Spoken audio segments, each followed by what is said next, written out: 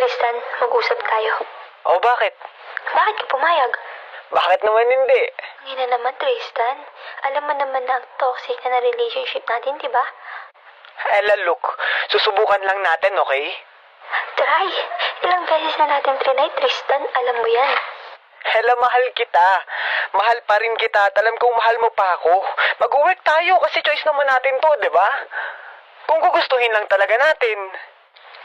Wow. At sa'yo pa talaga nang galing yung salitang choice, Tristan, ha? Okay, sige.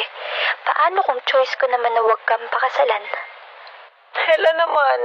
Huwag ganun. Oh, bakit? Sa loob ng 2 taon, Tristan, ilang beses mo ako niloko, di ba? Choice mo din yun. Choice mo na lokohin ako, kaya hindi mo ako masisisi. Nagbabago na ako, di ba? Bigyan mo ulit ako ng chance.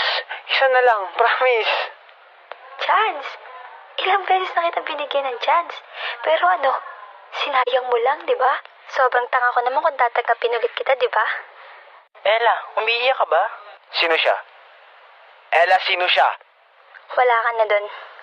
Halika na, Josh. Ella! Pre, hayaan mo na siya. Sino ka ba, ha? Kaibigan niya ako. Bakit? Huwag kayong mag-away. Anong kaguluhan to? Tita, kaya siguro ayaw kong pakasalan na Ella dahil sa lalaking to. Kasal? Oo, pre. Ikakasal na kami kaya wala ka ng pakialam. Hindi yan totoo, Josh. Tristan, napag-usapan na natin to, di ba? Ayoko.